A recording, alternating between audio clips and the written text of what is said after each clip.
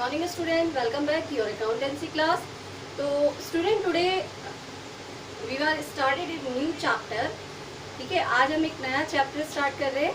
Chapter का नाम है लेज़र. तो लेज़र क्या होता है बेटा, मैं भी आपको बताऊंगी. लेज़र बनाना क्यों ज़रूरी है, इसके क्या एडवांटेज होते हैं बिजनेस में और इसकी इम्पोर्टेंस क्या है. तो सबसे पहले व्हाट इज लेज़र.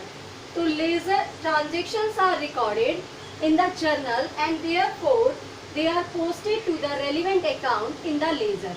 ठीक है, तो जो भी जर्नल एंट्री के ट्रांजेक्शंस किए जाते हैं वो ट्रांजेक्शंस कहाँ पोस्टेड होते हैं, उसके पर्टिकुलर लेज़र में, उसके अकाउंट में. ठीक है, all the accounts put together makes a laser. जब हम सारे अकाउंट्स को एक साथ मेंटेन करते हैं तो उसे हम कहते हैं laser.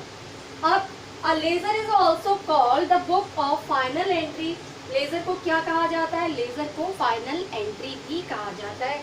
Since all transaction recorded in the books original entry. तो ये क्या होती है कि ओरिजिनल एंट्री होती है जो कि ट्रांसफर की जाती है लेज़र अकाउंट में, are transferred in the ledger. अब मैं आपको बताऊंगी कि लेज़र में कितने कॉलम्स होते हैं. अभी तक आपने जर्नल एंट्री पढ़ी थी, तो जर्नल एंट्री में हमने कितने कॉलम बनाए थे. पहला कॉलम हमारा डेट का होता है, second particular, then LF, then amount debit and amount credit. Now this is a format of ledger. तो फर्स्ट कॉलम है हमारा डेट, सेकेंड कॉलम है पर्टिकुलर, थर्ड जर्नल फोलियो जहां से जर्नल एंट्रीज को ट्रांसफर किया जाता है, amount, date, particular, journal folio and amount. तो how many columns are there, 1 2 3 4 5 6 7 8. तो कितने कॉलम होते हैं लेज़र में, 8. अब मैं आपको बताऊंगी कि जर्नल एंट्री से लेज़र किस तरह बनाया जाता है. तो देखिए, जर्नल एंट्री से हम लेज़र कैसे बनाते हैं.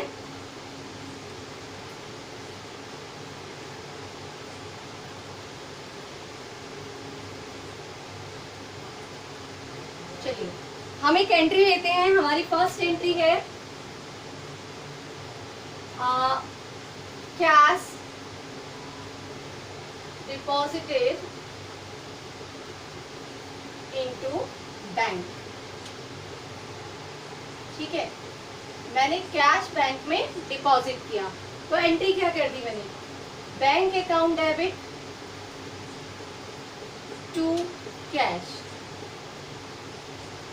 ठीक है बेटा, आप देखो इसमें होता क्या है. जब हम लेज़र बनाते हैं तो these both transactions are transfer to the separate account. ये दोनों अपने सेपरेट अकाउंट में जाएंगे.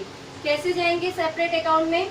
अब ये देखिए, ये हमने बना दिया, दो अकाउंट बना लेते हैं हम.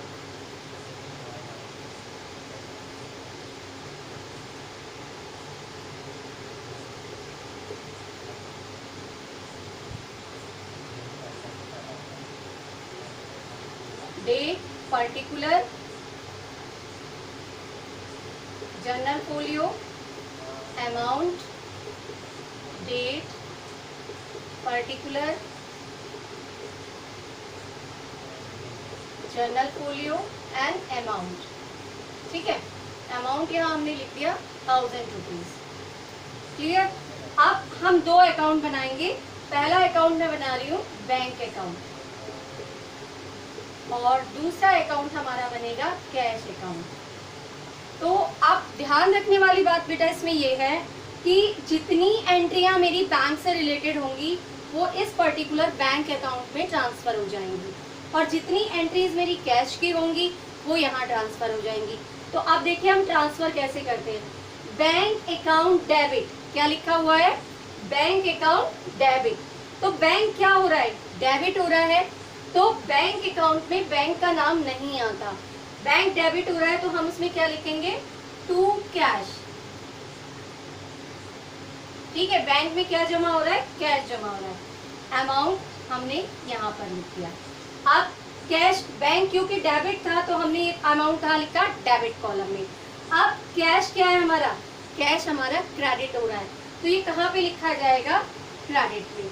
इसको हम लिख देंगे बाय. अब कैश कॉलम में भी कैश का नाम नहीं आएगा. ठीक है, तो किसका नाम लिखेंगे हम, बाय बैंक.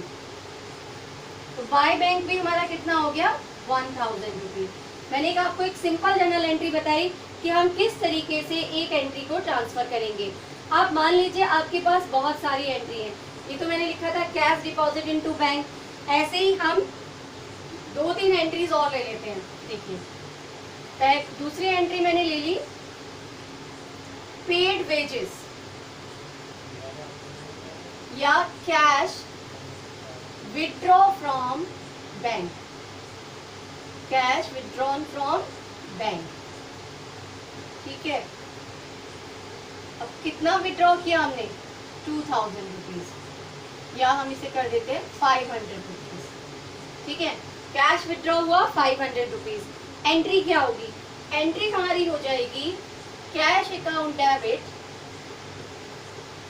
To bank.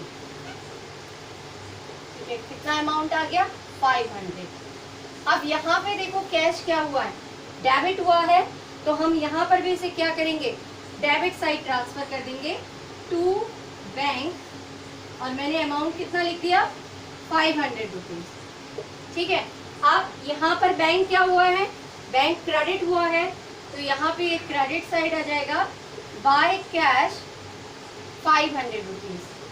अगर आपको डेट गिवन है तो आप डेट लिख देंगे, अदरवाइज हम इस पे लिख सकते हैं ये हमारी पहली एंट्री थी और ये हमारी दूसरी एंट्री थी। ठीक है, अब हम क्या करेंगे, इसमें बैलेंस निकाल लेंगे। अभी हम कुछ और एंट्रीज कर लेते हैं, जैसे कैश से रिलेटेड ही करते हैं। थर्ड एंट्री हमारी हो जाएगी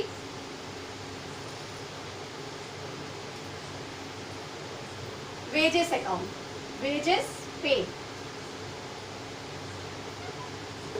अब एंट्री क्या होगी वेजेस पेड की, wages account debit to cash. ठीक है, अमाउंट हमें गिवन है 500 रुपीज या 200 रुपीज ले लेते हैं हम इसे, क्योंकि एग्जाम्पल है तो हमने इसे 200 रुपीज ले लिया। ठीक है, आप वेजेस पेड हो रही है तो यहाँ पर वेजेस अकाउंट तो एक हमने बनाना ही है, पर उससे पहले हमने क्या देखा कि ये कैश में ट्रांजेक्शन हो रहा है। कैश में ट्रांजेक्शन कितने का हो रहा है, 200 रुपए का पेमेंट हो रहा है।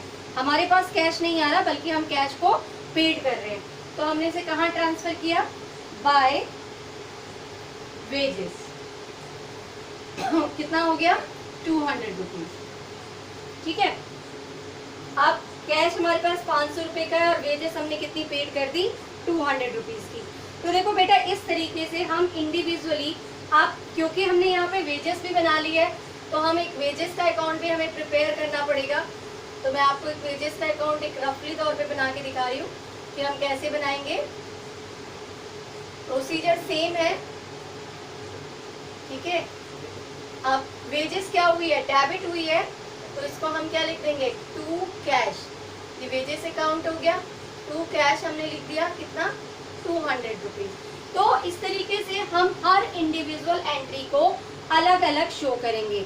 मुझे पता है अभी इतनी जल्दी आपको ये टॉपिक क्लियर नहीं होगा, बट अगर आप कंटिन्यूसली इस चैप्टर की सारी वीडियो देखेंगे तो आपको ये क्लियर हो जाएगा कि किस तरीके से लेजर अकाउंट में ट्रांसफर किया जाता है जर्नल एंट्रीज को। ठीक है, तो अभी आप इन एंट्रीज की जो मैंने आपको आज वीडियोस में भेजी है इनकी प्रैक्टिस कीजिए।